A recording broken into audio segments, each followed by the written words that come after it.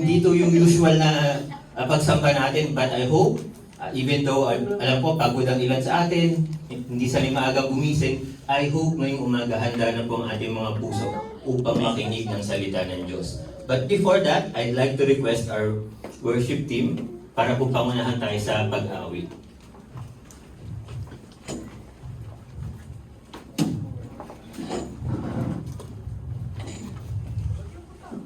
Sana aking ano. Masuot.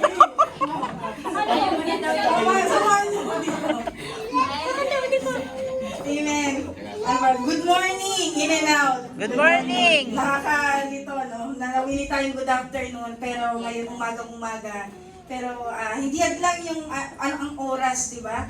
Anumang oras, maaari tayong magpuri sa Panginoon, umaga, tanghali, gabi, whatever time, pwede tayong magpuri. At sa mga oras na ito, patuloy tayong mag-aawitan. At bago yan, dahil meron tayong bagong muka. Amen. Iwa-welcome muna natin si Brother John Hilario. Ay, Brother Arnold. Brother Arnold, no? Kasi magkakita na si John Hilario. Brother Arnold. Fresh from the Philippines, and also our dalagas, si Sis Harry and Sis Dory. Welcome po natin. Let us sing this song, Kamusta Ka Na? Amen. Ang sarap ng feeling. Tayo pong lahat ay tumayo. Magbatian tayo sa ngalan ng Panginoon. Welcome natin ang ating mga kapatid.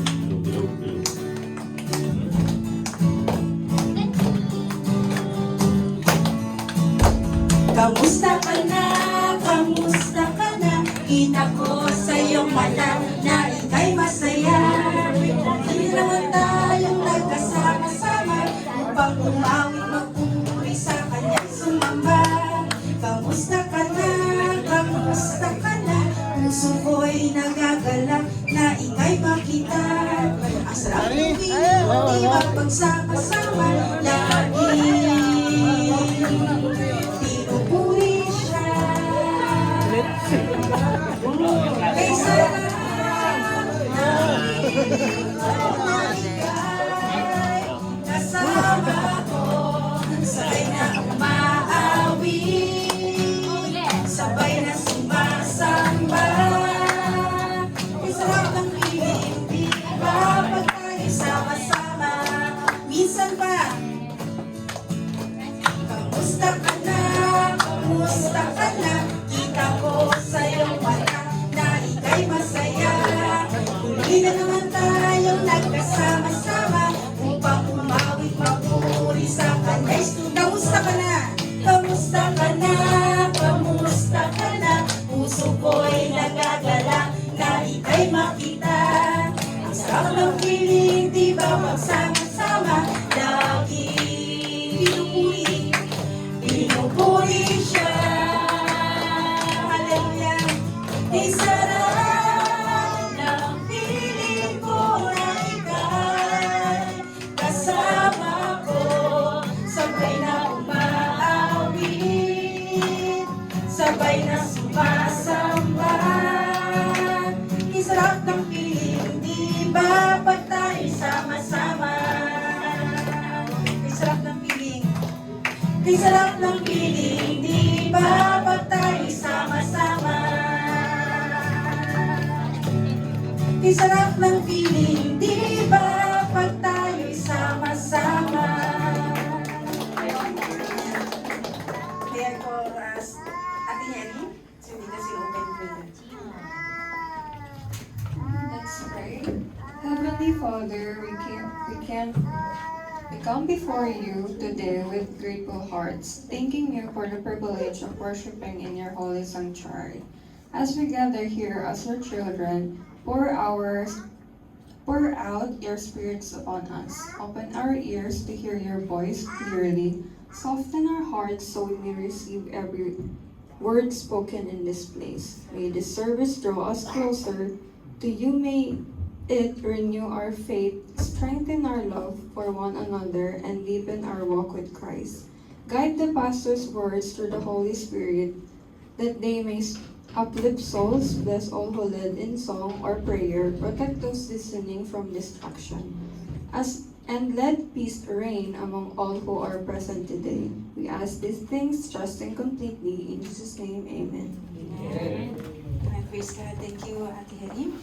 Sige po, tayo ay patuloy na umawit at magpuri sa Panginoon. Maraming pangako ang Lord. At alam natin yan. Amen. Kaya awitin natin ngayon ang rumaragasang pagpapala. I-claim natin yung mga pagpapalang binibigay ng Lord sa atin. Amen.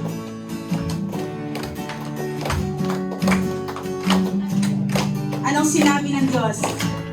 Sinabi ng Diyos, aangat ang buhay ko. Oh. Sinabi ng Diyos, sasagana ang buhay ko. Oh. Kaya't ako'y magsasaya pagkat ang sinabi ng Diyos ay sinabi niya. Di ko bibitawan ang lahat ng pangako niya. Minsan pa, sinabi ng Diyos, aangat ang buhay ko. Oh. Sinabi ng Diyos, sasagana ang buhay ko. Oh. Kaya't ako'y magsasaya pagkat ang sinabi ng Diyos ay sinabi niya. Hindi ko bibitawan ang lahat ng pangako niya. Dumaragas ang pagpapalay, aking nararanasan. Hindi ako magtataka kung ba't sa akin napupunta. Mula hilaga, kanluran, timog silangan, saan man magpunta. Lumalagas ang pagpapalay, aking nakakanan. Amen. Awitin po natin mula sa umpisa. Sinabi ng Diyos, masyado kayong seryoso. Amen. Pwede kayong tumawa. Masaya ang kawitin na to, pero yung mukha nyo ay lukot. Amen. Sige po, awitin po natin muli. Sinabi ng Diyos. Kasi pangako to ng Panginoon, dapat masaya. Amen? Amen. Seryoso kayo eh. Okay, let us sing. Sinabi ng Diyos, aangat ang buhay ko. Oh. Sinabi ng Diyos, sasagana ang buhay ko. Oh. Kaya't ako'y magsasaya. Woo! Pagkat sinabi ng Diyos ay sinabi niya, hindi ko bibitawan ang lahat ng pangako niya. Lumalagas ang pagpapalay, aking nararanasan. Di ako magtataka kung ba't sa akin napupunta. Mula hilaga, kanluran, timog silangan, saan man magpunta. Lumalagas ang pagpapalay, aking nakakanan. Lumalagas ang pagpapalay, aking nararanasan. Hindi ako magtataka kung ba't sa akin napupunta. Mula hilaga, kanluran, timog silangan, saan man magpunta. Lumalagas ang lumalagas ang pagpapala, lumalagas ang pagpapalay, aking nakamdanan. Amen. Nakakatuwa naman.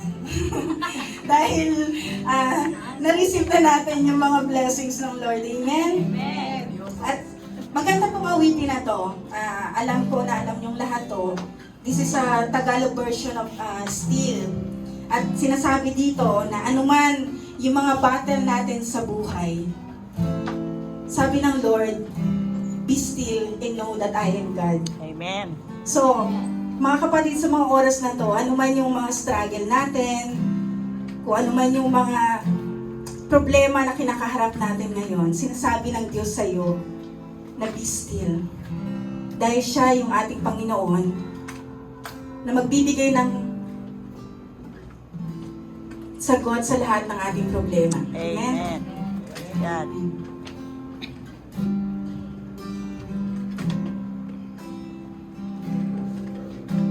Ikaw lamang,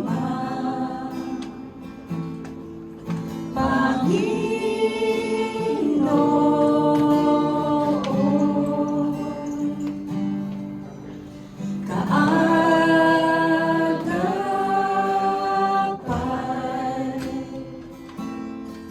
saan man naroon. Minsan pa ulitin natin. Ikaw lamang, Panginoon, kaagapay, kaagapay,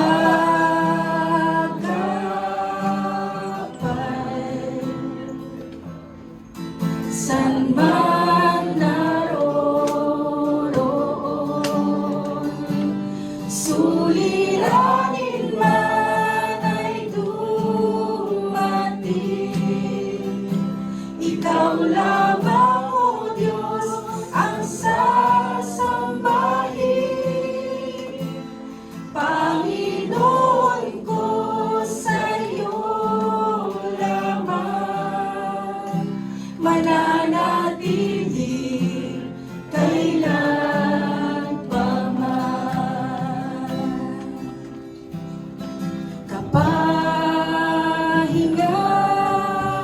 Kapahingahan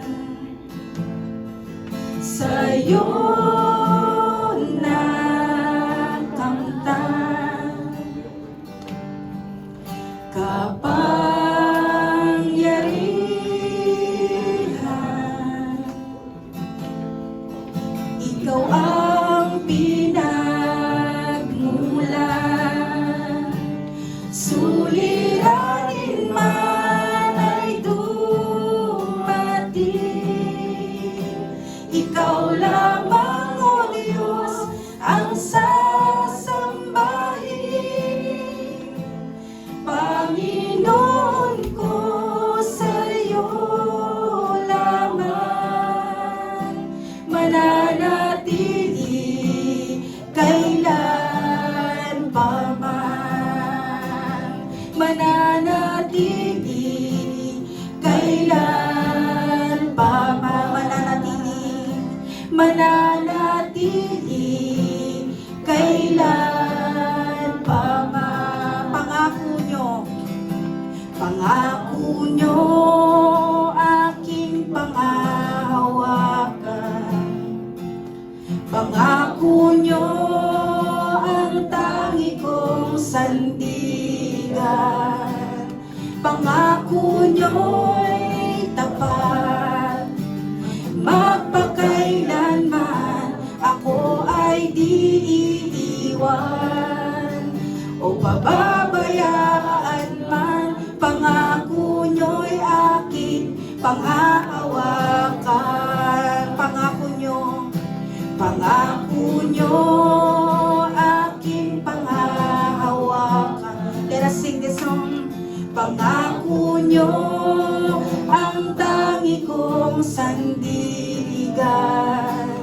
Pangako nyo'y tapat, magpakailanman ako ay di iiwan o pababayaan man. Pangako nyo'y aking panghahawakan. For the last time, let us sing pangako nyo. Pangako nyo, aking panghahawakan. Pangako nyo, ang tangi kong sandigan.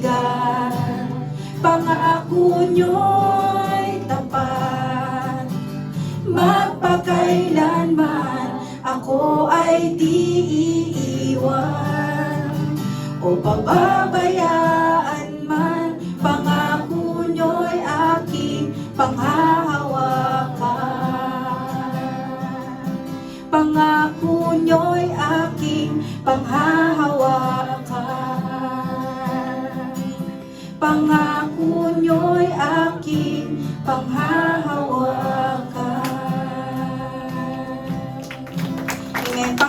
po natin yung pangako ng Panginoon. Sabi niya, He will never leave us nor forsake us. Amen? You may be seated in the presence of the Lord. Okay, so maraming salamat po sa bawat isa sa masayang awitan. Alam ko naninibago tayo kasi parang medyo customized yung worship. But again, andito lang po tayo ngayon upang makiisa at sumuporta sa ating mahal na pastor. And andito po siya ngayon sa labas. Moksanim? Yes, can you please come inside? There are some. I'd like some of the newcomers to meet you. And this is our beloved pastor, Pastor A. Machine. So, magkamukha kami, hindi ko lang dala yung salamin ko eh. And, I told them to we really look the same. No, just kidding. But in behalf of In and Out Ministry, with the support of our beloved leaders, we want to give you something for today. And it's a token of our love and support for you. And Sis Rina, please. It's calling card. No, it's something for you, and I hope that God will continually use you in His ministry, despite of its ups and downs. You'll keep on going, and we are always praying for you.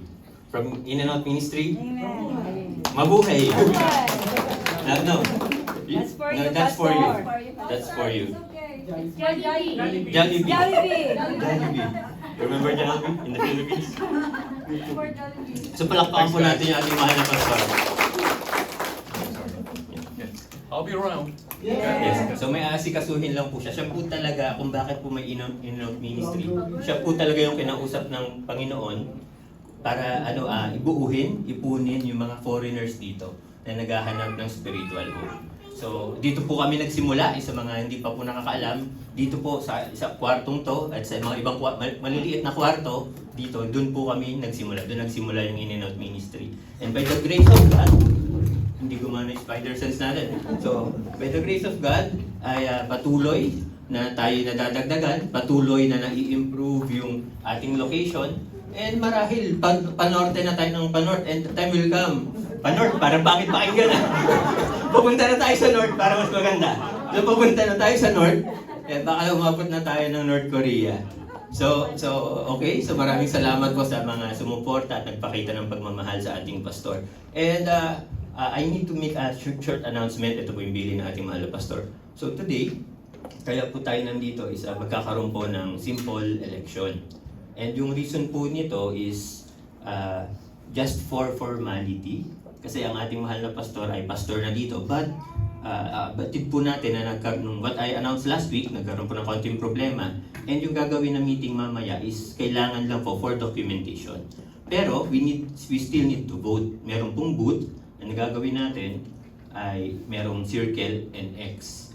So, kung we support our pastor, we'll choose circle. If not, X. And again, formality po to dahil siya na po yung pastor dito, pero kinakailangan niya lang po dun sa kanyang naging inaasikaso na additional supporting document. So, hindi ko po kayo sinasabihang bilugan, piliin yung circle kung ayaw nyo. Hindi ko rin kayo binabawalang piliin yung X. Pero ikwento ko na po, hindi ko na po ulitin, ikwento ko na po yung sitwasyon for the sake of time, ay hayaan po natin Diyos po yung pumila sa ating puso kung ano yung pipiliin. So, wag po kayong mag-alala, hindi na po tayo lalagyan ng ink pagkatapos. So, we could vote during the meeting. Hindi na po natin kailangan hintayin matapos yung meeting according to Pastor Amos. So, yun lang po. But after po nito, we'll go up in the cafeteria and we'll have lunch.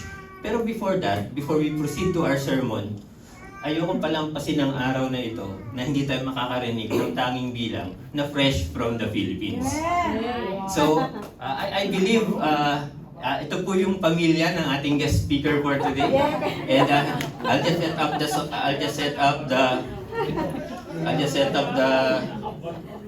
song. Nasaan yung maleta? So may I request the Osingat family, Brother Romel, down please. Okay. So hilingan ko na po sila. Kaya pala nakaganyan ka. Kakasali ka pala. Yung Habot ang Oma. malita ba? Si Uma. Sino ba kayo?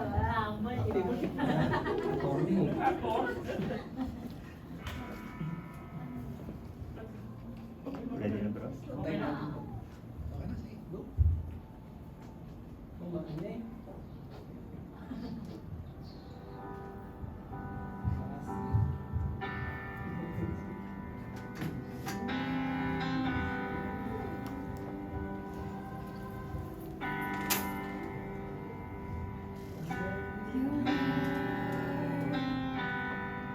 For your mercy never fails me.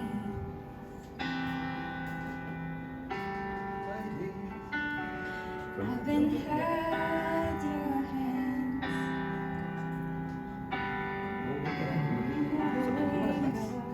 Until I lay my head around the goodness of God. Yun, nagpas na. All my life you have been faithful. Nauna po. Take 2. So good. Every breath that I am able, oh, I will sing of the goodness of God. Your voice, you have led me through the fire, in darkness night. You are close like no other. I've known you as a father. I've known you as a friend, and I have lived in the goodness of God. 'Cause all my life you have been faithful. And all my life you have been so, so good. Every breath that I am able, oh, I will sing of the goodness of God. Your goodness is running after, it's running after me. Your goodness is running after, it's running after me. With my life laid down, I surrender now. I give you everything. Your goodness is running after, it's running after me. Your goodness is running after, it's running after me. Your goodness is running after, it's running after me. With my life laid down, I surrender now. I give you everything. Your goodness is running after, it's running after me. Okay na yan?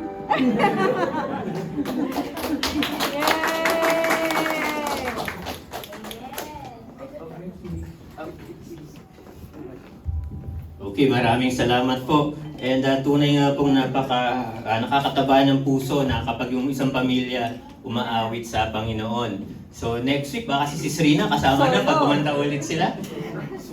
Solo yun, solo. So yan yung tinatawag na even though may technical difficulties, hindi nagiging hadlang yan upang umawit sa Panginoon. And again, palakpakan po natin ang Sinat family. So umupo na yung preacher natin sa likod eh. Hindi ko alam kung bakit. So ng mga kapatid. So hindi po, we need to be there by 12 noon.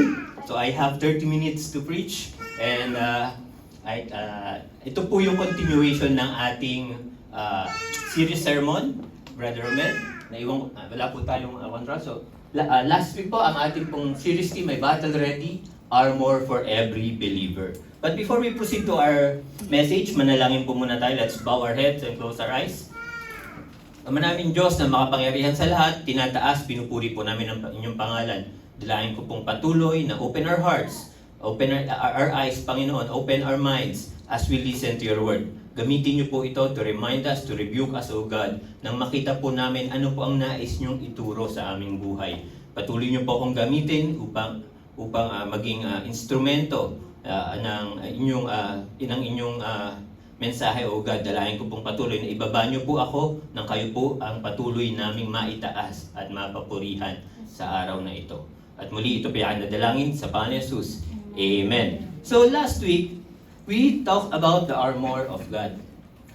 And this time, pag-uusapan natin yung isa sa parts ng armor of God. But before that, Brother Romel, one more. Okay, so we're talking about a belt. And ano ba yung iba't ibang klaseng belt na ginagamit natin? Merong designer belt, merong championship belt kapag nanalo, meron ding utility belt. So ano pa ba yung belt na ibang ginagamit natin? Pamalo. Pamalo, hindi, yung purpose ng belt. So one more, Brother Romel, meron ding tinatawag na back support or ito po yung mga ginagamit ng weightlifter. And para mas maunawaan po natin, when Paul wrote to the Church of Ephesus, when Paul wrote to the in the book of Ephesians, or in the letter, he was under house arrest. And every day, nakikita niya or kasama niya yung mga sundalong Romano. And kung mapapansin niyo, something interesting is, tulad nga ng pag-usapan natin, almost covered yung kanyang buong body. Pero makikita natin, ano yung una niyo nakikita nung pinakita ko yung picture? Full butter. Full butter. Full body armor. Ano pa? Yung una yung pagbukas ng picture, ano yung una niya napansin? Kalasag. Oh, shield. Ano pa? Sinabi mo kagad yung punchline ko, brother. Pero tama naman. So, ang topic natin ngayon kasi is tungkol sa belt. So, marami sa atin, ang unang nakikita shield, unang nakikita sword, unang nakikita helmet, breastplate, pero madalang nakakapansin ng belt. So, nung tinignan nyo ba ako ngayong umaga, anong una nyo napansin? Hindi nyo naman napansin yung belt ko, di ba? So, minsan ganun tayo mga kapatid eh. Pero, pinapakita dito, meron na isituro si Paul dito. Pero, ano pa ba yung ibang karakteristik ng Roman soldier muna? So, hindi ito ginagamit for decoration, pero mahalaga ang purpose nito. But to give a brief background, ano po ba gano'ng kabigat ang isang armor ng Roman soldier? It is 70 to 80 pounds. And every day, 12 to 15 hours, ay ginagamit nila to. Pero without the belt, kasi the belt is described, siya yung mahawak ng buong baluti or ng buong armor. So without the belt, anong mangyayari? Luluwag yung armor. Mahihirapan silang kumilos at mahirap lumaban. Parang ganito mga kapatid, kapag pumunta tayo sa physical therapist or sa personal trainer, isa sa unang tinitingnan sa atin ay yung core. And yung core na to, ito yung nagiging ito yung nagiging basihan kung gaano tayo kalakas, kung gaano tayo kayang makatayo ng matagal. Kapag mahina ang ating core, madali tayong matumba, madali tayong manghina, madalas sumakit ang likod natin. So, sino po sa atin yung sakitan ng likod? Si Romel. Si Romel. Si Brother Romel. So meaning, mahina yung ating core. And yung core, ito po yung muscle natin dito. And dito po, and yung belt po is dinidescribe as the core of the armor. Why?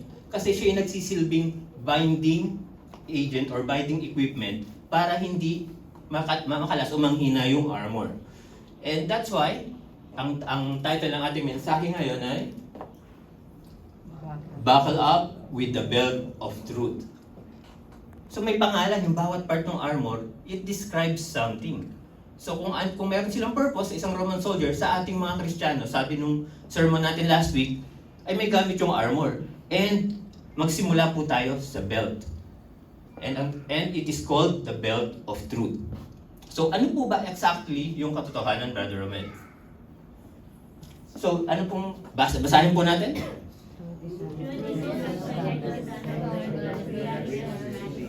Okay. So truth is an objective standard by which reality is measured. So meaning, ang katotohanan ay ang batayan kung ano ang tama at tunay, hindi ang ating nararamdaman o ang ating iniisip. Kasi sometimes, sinasabi natin, kung ano yung paninanaw ko, ano yung tingin kong tama, yun yung katotohanan. Parang ganyan yung topic namin kahapon sa Bible study eh. Sabi ko nga, nung nag-Bible study kami yesterday, parang related yung sermon ko. So, sabi dito, truth exists whether we believe it or not. Truth doesn't change because people disagree with it. And ang best example natin mga kapatid, we all know Apostle Paul. But before he became Paul, he was Saul. And during those times, he sincerely believed na yung ginagawa niya na pagtugis, pagpatay sa mga naniniwala, naglilingkod sa Panginoon, ay tama or maganda sa kanyang pananaw. Sa kanyang sarili, that's the truth. But what happened when he met Jesus Christ?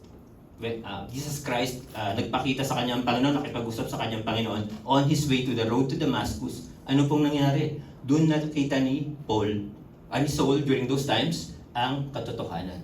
Na yung kanyang ginagawa na pag-persecute sa mga tao ng Diyos ay hindi pala yun ang nais ng Panginoon sa kanyang buhay. So, I mentioned last week that Satan is the father of lies. And ano po ang kabaliktaran ng truth?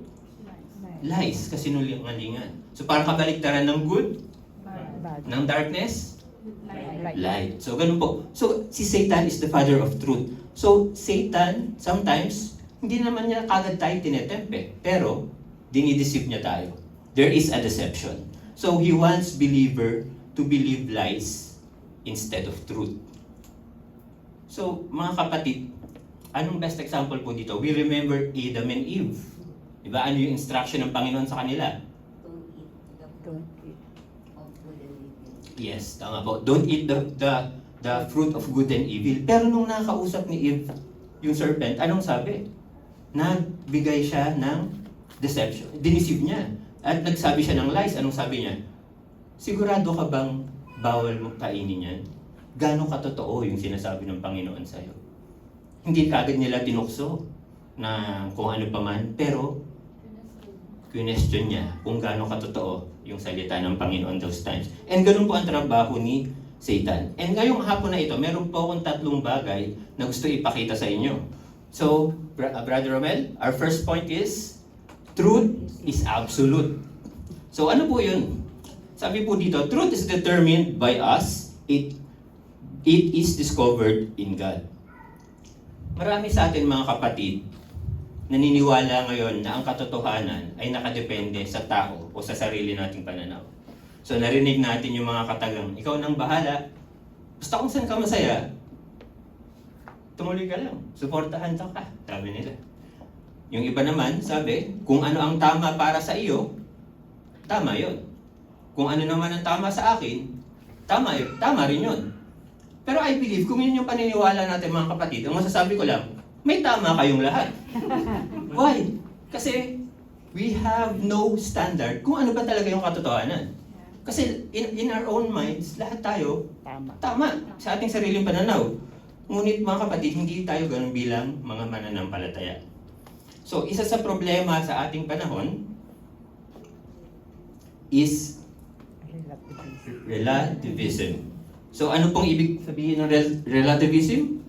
The belief that everyone can have their own truth. So, ito po yung paniniwala na ang katotohanan ay nagbabago depende sa pananaw ng bawat tao. Kung sabihin natin lahat ng paniniwala natin mga kapatid ay tama, kahit magkasalungat yung mga ito, tingin niyo ba magiging maayos ang flow ng ating mundo? Magiging maayos yung flow ng ating pag-uusap? Magulo. So madalas nagiging imposible nating malaman ano ba yung totoo or ano yung absolute truth. And kung wala yung absolute truth in our point 1, anong mangyayari? Wala tayong batayan. What is right and wrong? Walang moralidad na susundan. Bakit? Lahat ng bagay nakabatay sa ating opinion. Walang matibay na pamantayan ng hustisya at bawat tao magiging otoridad ng sarili nilang buhay. Meaning, akong in charge sa buhay ko, hindi ko papakinggan kung ano yung payo mo. So hindi dahil why? Kasi tingin natin kahit kahit hindi na maganda yung ginagawa natin, kahit hindi na maayos yung ginagawa natin, in our minds, tama pa rin. Pero sa huli, ang tanong ay, sino ba ang magpapasya kung ano ang tama? So, for truth to exist, something must be false. So, tinanong ko kayo kanina, di ba? Kung mayroong lies, mayroong truth. So, kung may katotohanan, ibig sabihin, dapat mayroon ding false. And mga kapatid, our world is failing. Why? Because everyone created their own standard. So lahat pa tayo may standard sa buhay o pamantayan. Ito yung gusto ko after ng kontrata ko. Ito yung gusto ko pag uwi ko sa Pilipinas. Ito yung gusto ko sa anak ko. Ito yung gusto ko sa magulang ko. We have our own standards. And mga kapatid, that is why most Christians, what we should do, we should lovingly and be confidently stand on God's truth. Why? Because if we stand on our own truth, like an armor, like the armor without the belt of truth, will become stable. Our life will become stable. And let me give a short illustration. So halimbawa, nagpapagawa kayo ng bahay. May foreman, merong plumber, merong electrician, ano pa yung iba? Mason. So bawat isa sa kanila may sariling standard paano gagawin yung trabaho. Lahat sila ay may sariling diskarte ba, sabihin natin. Pero kung ang gagawin nila, bawat isa sa kanila ay gagamit ng sarili nilang tape measure o panukat, paano gagawin yung bahay, at paniniwala sa sarili nilang paraan nang hindi nakiki-coordinate o hindi chine-check kung ano yung tama, ano sa tingin nyo mangyayari sa bahay? Wala, yes, magko-collapse. Marahil yung pinto, dahil yung plumber, saka yung carpentero din nag-usap, pagbukas ng pinto, tutulo yung gripo. Di ba? Or yung bintana, hindi mo maisara. Yung pinto, hindi naman sliding, pero sliding nung natapos. So, ganun mga kapatid. Pero tayo mga Kristiyano, ano ba yung pang-measure natin sa ating buhay? Ano ba yung tape measure na binigay ng Panginoon? It is the Word of God. Amen po ba? Amen. So do we all believe that the Bible has the ultimate truth or contains the absolute truth because it is the Word of God? Amen. Parang mahina yung panukat mahina yung amen eh. Amen po ba? Amen. So actually, ayoko nang nagsasalita lang dito. I want the scriptures to prove it, Brother Mel. So ano pong sabi po dyan? Kung ang Biblia, ang ating sukatan ng pangungusap, sukatan ng ating ng katotohanan sa ating buhay, syempre sino may ang akda ng Biblia? Ang ating Panginoon. And makikita po natin diyan to support yung sinasabi ko. Sabi po sa Malakay, I the Lord do not change. Ano pa pong sabi? Ito Hebrews 13:8, alam po ng lahat. Anyone? Yes, Christ. Madalas ko pong marinig yan sa mga Kristiyano. And Brother Romel, meron pa po dyan, yung Psalms. Sabi po dyan, all your words are true. All your righteous laws are eternal. And sabi naman po sa John 17, your word is truth. So sabi ko kanina, naniniwala po ba tayo sa Biblia? Amen. So, saan po nanggagaling yung totoong katotohanan, yung ganap na katotohanan? Salita ng Diyos at sa Panginoon mismo. Therefore, truth is eternal. God is eternal. His word is eternal. Pag sinabi po nating eternal, hindi nagbabago ang Biblia. Kung mapapansin nyo mga kapatid, yung pinanganak ng mga 80s sa early 90s, yung mga librong ginamit natin sa school, wala na ngayon. Obsolete na. But yung Bible, sinulat to, 1,000 taon na yung nakalipas. But still, ginagamit natin, binabasa natin. Kahit hindi mananampalataya, or kahit hindi churchgoer, kilala ang Biblia. Once in their lives, binabasa ang Biblia. And ano pong napansin niyo mga kapatid? It never became obsolete. Obsolete. Tama po ba? Yeah. Obsolete. It never became obsolete. Bestseller. Ayun, So, lagi pong andun yung Biblia. Meaning, yung content niya, hindi nagbabago, hindi naluluma. Amen. Why? Because the Word of God is eternal. Amen. Ang katotohanan ay hindi nagbabago paglipas ng panahon. May mga bagay na totoo noon, pinaniniwalaan natin, wala na ngayon. But ang salita ng Diyos, yes, amen. It remains. Point number 2, Brother Roman. Point number 2, truth can be known. So, marami sa atin ngayon, they feel confused. Bawat isa, may sariling katotohanan, kaya marami nagtatanong. Ang tanong nila ay, paano ko ba malalaman ang totoo? O sino ba yung dapat kong pagkatiwalaan? The Bible gives an answer, mga kapatid. Ang sabi, bumalik sa pinagmulan. Truth is found in the origin. So let me give an illustration or a story. So when an investigator wants to know what really happened, ano yung una niyang ginagawa? Bumabalik siya sa simula, kung saan nangyari yung krimen, saan nangyari yung aksidente. And hinahanap niya yung original source, yung mga tao mismo involved. And the closer we look for the origin, or the closer we look for the origin, the closer we get to the truth. Pero habang lumalayo tayo sa ating pag-iimbestiga as an investigator, napapalayo rin tayo na malaman yung katotohanan. So parang ganito yung mga kapatid, yung pag nagkwentuhan kayo, yung kwento mo sa isa, pag nakarating na yan sa ikasampung tao, iba na, distorted na. So hindi mo na masasabing katotohanan yung sinabi ng tao. Actually, tingin ko sa pangatlo, pang-apat na tao, may naiba na eh. So how can you say that it's the truth? Di ba? We want to know the truth? Let's go back to the origin. So ano po ba yung origin? Ano ang pinagmulan? Sino ang pinagmulan? Anyone can guess? Ang Panginoon. Okay. Amen. Galing na natin Lani. Ay. So, First honor. First honor. So, sino ang pinagmulan? So, God is the origin. So, sinasabi ng Biblia, Diyos ang simula. Why? Siya ang manlilikha. He is the creator. Ano pong Genesis? Sabi sa Genesis 1:1? In the beginning, God created heaven heaven and earth. So, in the beginning, sa simula, anong ginawa ng Diyos? God created. So, siya yung manlilikha. Pangalawa, He is the Alpha and Omega, beginning and the end.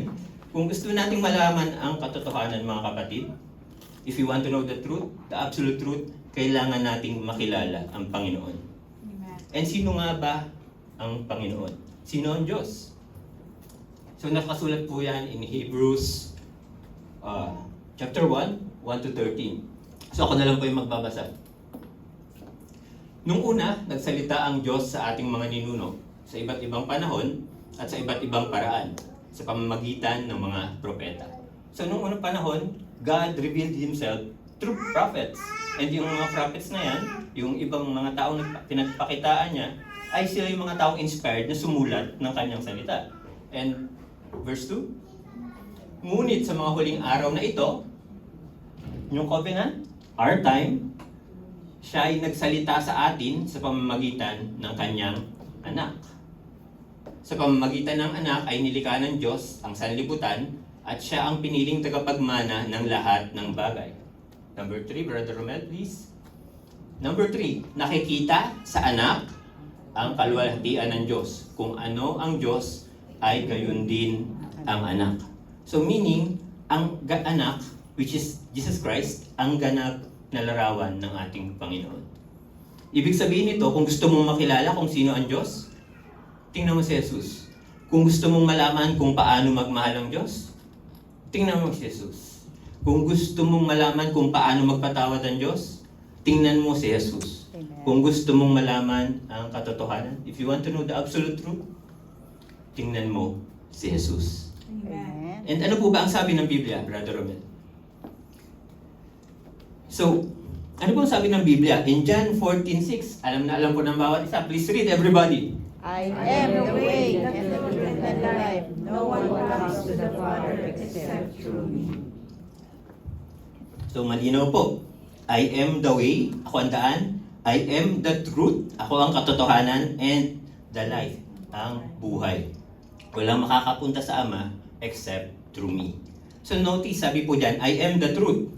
So, mapapakita po dyan, yung katotohanan, hindi lang siya idea, hindi lang siya information. It is a person. And sino po yung sinasabing truth sa talatang binasa natin? Jesus. Okay. His name is Jesus Christ. So, ang katotohanan pala, hindi lang informasyon, kundi isa po siyang tao. Isa po siyang holy person. Siya po, He is Jesus Christ. So, what does this mean? Meaning, ang katotohanan ay hindi lang information, but it is about a relationship. The goal ng pag-aaral natin ng Biblia, why we do Bible study, ay hindi lang para matuto tayo. Sabi nga natin kahapon, receive, Read. read, Reflect. research. Reflect. Remember. Okay, Reflect. so mahina pero sabi lahat ng mga dalaga natin sa unahan. So, bakit ba tayo nagba-Bible study? Hindi lang para matuto tayo. The goal is to know Christ deeply. Why? Kasi siya yung bida sa libro eh. Siya yung dahilan kung bakit tayo nag-gather ng ganito. Siya yung dahilan bakit may oportunidad tayong magkaroon ng buhay na walang hanggan. Siya yung dahilan bakit tayo natubos sa tiyak na kamatayang spiritual. Amen. And that's the reason why we're studying. Parang sa mga binata, kapag may natipuan kayong dalaga, anong una niyong ginagawa? Inaaral niyo kung ano yung mga gusto niya, ano yung flow ng buhay niya, ano yung background ng pamilya niya. Why? Kasi gusto niya eh. Gusto pa lang yun eh. Pero tayo mga Kristiyano, sinasabi natin, mahal natin ang Panginoon. Pero ang challenge ko sa inyo, inaaral ba natin kung ano yung buhay niya? Alam ba natin kung ano yung pangalan ng nanay at tatay niya? Alam niya. Alam natin yung pangalan ng mga kapatid niya. Alam ba natin yung reason bakit siya yung pinaka bida o siya yung pinaka main na sinasabi ng Biblia. Siya yung pinakamahalagang character na makikita natin sa Biblia. Alam po ba natin? Amen. And hindi ko po kayo, don't get me wrong, hindi ko po kayo hinuhusgahan. But I want to challenge you and to think about it. If gusto nating alamin yung mga ibang bagay na hindi naman ganun kahalaga, yung mga bagay na minsan walang kabuluhan, bakit yung puso natin parang sarado? Yung oras natin, wala tayong oras para kilalanin kung sino yung taong takapagligtas, kung sino yung Messiah. And sabi po dito, knowledge without Christ produces pride. And totoo po yan. Why? Kasi habang natututo ang tao, pero hindi natin tuluyan nakikilala si Kristo. Lumalaki lang yung kaalaman natin, pero hindi tayo nababago. Pero ano ba yung sabi ng Biblia? Ang totoong katotohanan ay nakakasentro kay Kristo.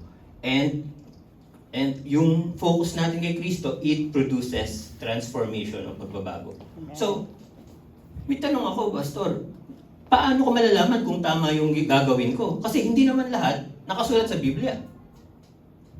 So, isip sila, ano ba yung mga hindi nakasulat sa Biblia? Halimbawa, anong sasakyan yung bibili nyo? Wala pa ako nabasang verse na ganyan, mga kapatid. Anong kurso ang kukunin nyo? Anong trabaho ang tatanggapin? Sino ang dapat kung pakasalan? Sino ang nanay at tatay? Yun. So, mga kapatid, sino dapat kong pakasalan? Hindi direktang sinasagot ng Biblia ang mga tanong na iyan. But, ano pong meron? May prinsipyo siyang ibinibigay.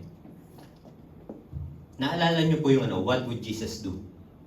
Yung mga pinanganak nung 90s, naalala po ito. Yung nauso yung bracelet, yung may kulay. Hindi na lang 70s. What? Yung 70s din, yung pinanganak ng 70s.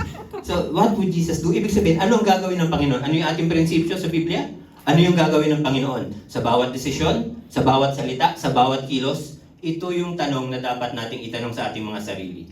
Dahil kung si Jesus ang larawan ng Diyos, sa tulad ng talatang pinasa natin, at si Jesus ang katotohanan, kung gayon, siya rin ang ating dapat pamantayan ng ating pamumuhay bilang Kristiyano. Amen po ba? Amen. Amen. Agree po ba lahat? Amen. Amen. So, mga kapatid, halimbawa, kapag may mga pagkakataong pwede tayong magsinungaling upang makapag-take advantage tayo, tanungin natin yung ating sarili, gagawin ba ito ni Jesus? Or kapag may mga taong nanakit sa atin, o at gusto nating gumanti, tanungin natin, ito ba yung paraan ng Panginoon? Ito ba ang paraan ni Jesus? So Brother Romel, I'd like to read Matthew chapter 5. And ano pong sabi po dito in Matthew chapter 5? Sabi po dito, narinig ninyo na sinabi, mata sa mata at ngipin sa ngipin. Ngunit sinasabi ko sa inyo, huwag ninyong labanan ang masamang tao. Kung sampalin ka ng isang tao sa kanang pisngi, iharap mo rin sa kanya ang kabila. So ganito, para maunawaan natin. Last week naghanap ako ng volunteer eh. So I want to illustrate yung verse na binata. Who wants to volunteer? So wala. Yung guest speaker to. Hindi kasi sabi kasi dito, kapag sinampal yung kabila, ibig Ibibigay ako. Bila, so i-demonstrate natin sa natin. May volunteer po ba? Wala, nag-iilingan na. Wala, may gusto? Papa niya na. Mahina lang po ako. Basta wala po, dahil nagbibiro lang po tayo. So, ano yun yung sabi ng Biblia? Di ba? Parang napakahirap. Kasi ang nature natin ng tao, ang standard natin ng tao, ang katotohanan sa atin bilang tao, gumanti, bumawi. Sinampal mo ako. Actually, baka nakalapit ka nga lang. Kinumpronta mo na yung tao eh. Because that's our standard of truth bilang tao. Pero tanda natin, anong gagawin natin? Or anong gagawin ni Jesus if siya nasa sitwasyon na yan? So, we are in the panahon na usong-uso ang social media. And kapag may ipopost ka sa social media, tanda natin mga kapatid, bago natin pindutin ang post, tanungin muna natin kung si Jesus ang may hawak ng cellphone, i-upload niya kaya ito? I-like niya kaya ito? Ipopost niya kaya ito? Don't get me wrong, hindi ko sinasabing bawal tayo magkaroon ng sariling opinion. I want to clarify that. Ngunit bilang mga Kristiyano, mga kapatid, ang ating pagkatao, our identity, ay nakabase kay Kristo. Yeah. Ang ating pananampalataya ay nakahawak sa salita ng Diyos, mga kapatid. Na kapag nakita tayo ng tao in and out ministry, gusto ko pag nakita tayo bilang isa sa nangunguna sa inyo, na ginagamit ng Diyos na maglingkod sa inyo, gusto ko pag nakita tayo ng mga tao, sasabihin nila, yung mga taong to, sumusunod kay Kristo. Hindi dahil pare-parehas yung kanilang pananaw sa lahat ng bagay, kundi dahil pare-parehas silang sumusunod sa panawagan ng Panginoon. Amen. Can we agree all on that? Amen. Na kapag nakita tayo ng tao, si brother ganito, si sister ganito, taga-in and out yan. And natutuwa ako sa buhay niyan. Why? Kasi nakita ko kung paano siya binago ng Panginoon. And that's our standard of truth, mga kapatid. Dapat makikita sa atin ang buhay na mayroong Panginoon. So, ang tanong ko po, mas nakikilala ba tayo bilang tagasunod ni Jesus sa ating pagsasalita, pagkilos at desisyon? Oh, Pastor, pag Sunday, nakaupo ako ng maayos, tahimik lang ako. Pero pag Lunes, iba na. Si Sadyang Nim, sigaw ng sigaw. Lagot ka pa. So, minsan, mga kapatid, dapat every Every day. day, 24/7. Parang gamot yan, 24/7. Yung everyday dapat ganun yung buhay natin. Minsan nalilimutan natin, why? Kasi meron tayong sariling pamantayan bilang tao. Third, Brother Romel. So, truth hurts, but always helps. So, marami nakaka-relate nito. Truth helps, but always helps. So, let's be honest. Walang natutuwa kapag tinatama tayo. Kaya sinabi ko marami nakaka-relate. Kasi nung mga bata tayo, pag sinabihan tayo ng magulang natin, natutuwa ba kayo?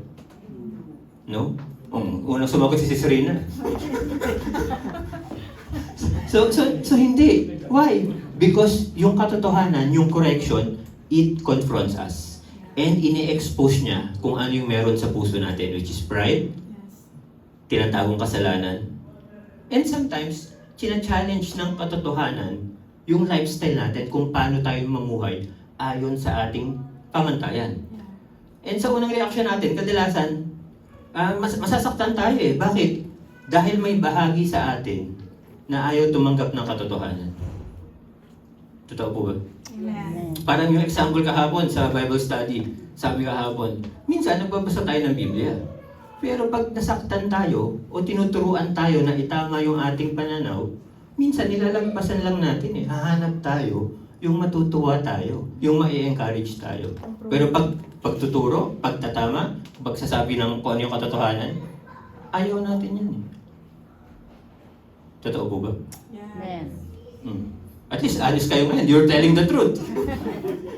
So mga kapatid, alam natin na ayaw nating tumanggap ng katotohanan. And madalas sa atin, have you experienced an argument na naranasan nyo na makipagtalo? Tapos sa kalagitnaan ng pagtatalo, naiisip natin na, teka, parang mali ako.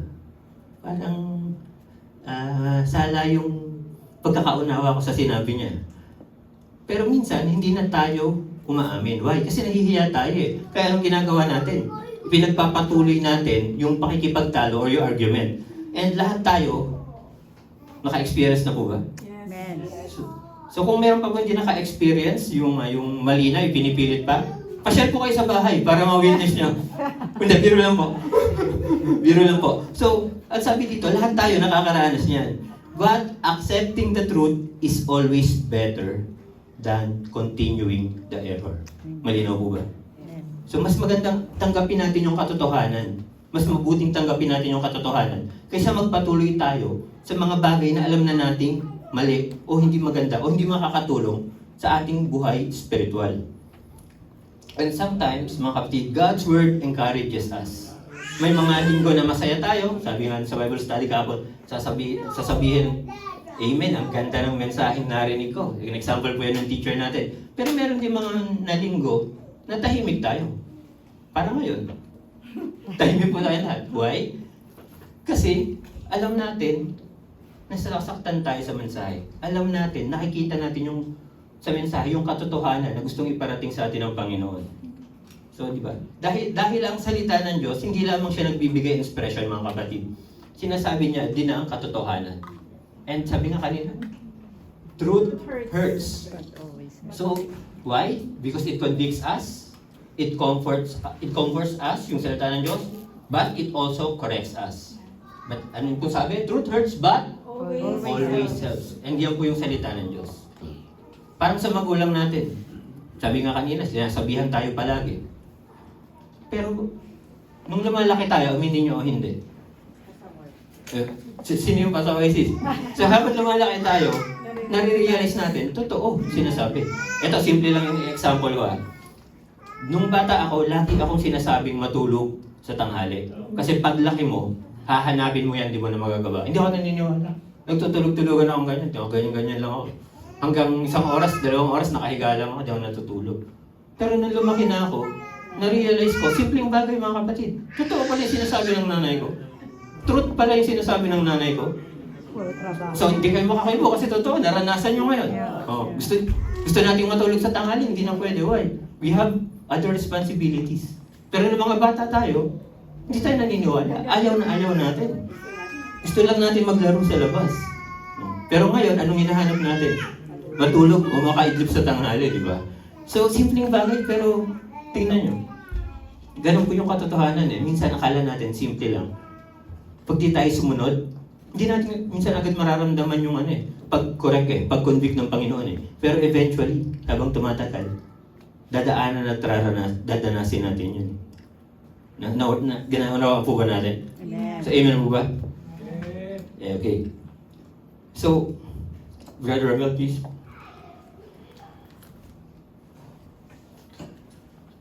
Okay, so before we read the verse, sabi po dito, tandaan natin that we should never change God's Word.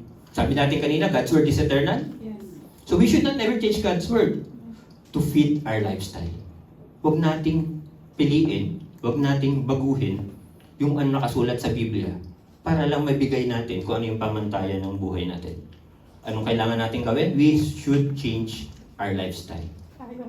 Tayo ang mag-a-adjust bilang mga mananampalataya. And lahat po ba tayo willing mag-adjust? Amen. Oh, I think that's not the truth.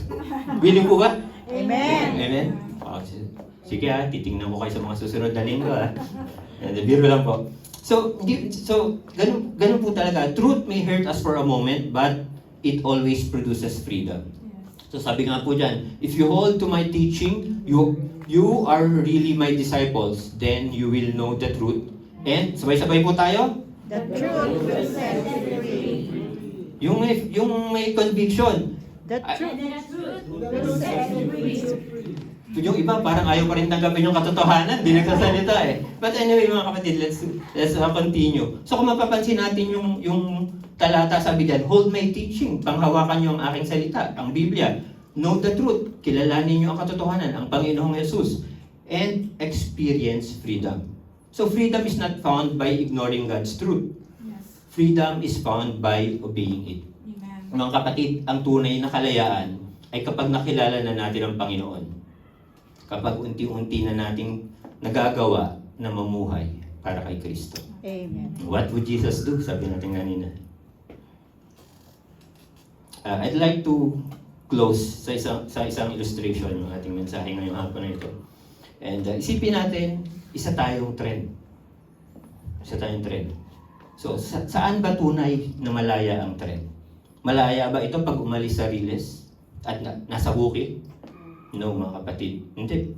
The moment it leaves the train tracks, it's useless. A train experiences its greatest freedom when it operates according to the design of the maker. Kung ano yung purpose ng train.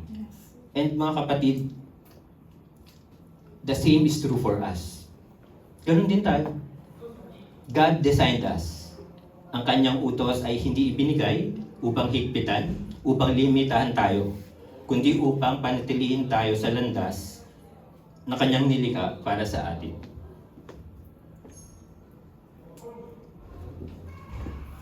Excuse me. So, patuloy, ito po ang dapat natin tingnan, mga kapatid. Real freedom ay hindi sa paggawa kung ano man ang gusto natin, but ang tunay na kalayaan is becoming the people God created us to be. Para saan ba tayo nilikha ng Panginoon? Bakit ba tayo nilikha ng Panginoon? And kapag nalaman natin yun, mga kapatid, kapag nagampanan na natin yun, makikita natin yan sa katotohanan. And after the truth, it will set you free. Tulad ng isang sundalo, mga kapatid, if we neglect the belt of truth o yung katotohanan sa ating buhay, darating yung araw, mafe-feel natin yung armor natin. Unti-unti, lumuluwag. Unti-unti, may posibiliting malaglag. And ganun din tayo bilang mga mananampalataya. Kapag hindi tayo, if we neglect God's truth, mga kapatid, eventually, slowly, eventually, dahan-dahan, spiritually, magiging unstable tayo sa ating buhay. Kayo ba gusto nyo maging unstable financially? No. Gusto nyo ba maging unstable physically? No. Gusto nyo ba maging unstable emotionally? No. Pero bakit marami sa atin parang okay lang maging unstable spiritually? Masakit po ba? Yes. Oh. Kasi tahimik kayo. Sabi ko nga, example ko kanina, iba masakit siyang tahimik. Pero that's the truth, mga kapatid. Yes. And church, before we close, I want to speak to those na marahil ay wala pang personal na relasyon sa Panginoon. Sabi nga, kanina, si Jesus ang daan, ang katotohanan, at ang buhay. No one cometh to the Father but by me. Yes, except through me. So the truth is a person, mga kapatid. And the greatest deception na sinasabi ng kalaban, ni Satan, is convincing that people that they do not need Jesus. So meron po nung sasabi, hindi ko kailangan yung Panginoon, may sarili akong pamantayan. Pero ano pang sabi ng Biblia? Romans 3:23, we all have sinned. Sin separates us from God. We cannot save ourselves by good works. But because God loves us, He sent His Son, Jesus Christ, ang ating pamantayan, to die on the cross for our sins and rise again, so that everyone who believes in Him may receive forgiveness and eternal life. Amen. Before I pray, mga kapatid, sa tanghaling ito, Jesus invites us to trust Him. Jesus invites us to seek the absolute truth in our lives. Kung kayo wala pang personal na relasyon sa Panginoon, maaari kayong sumunod sa aking panalangin and open your hearts sa biyaya ng Panginoon, sa kaligtasan na nais niya, sa katotohanan na meron tayo sa buhay natin. And as I end, I request everyone to please bow your heads and close our eyes. Let us pray.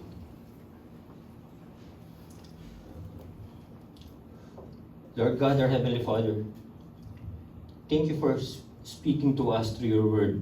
Thank you that your truth is trustworthy, unchanging, and life-giving. Forgive us for the times we have believed lies instead of your promises. Help us to fasten the belt of truth every day. Shape our minds by your word and our lives by the example of Jesus Christ. For those who have not yet trusted Christ, draw them to yourself today.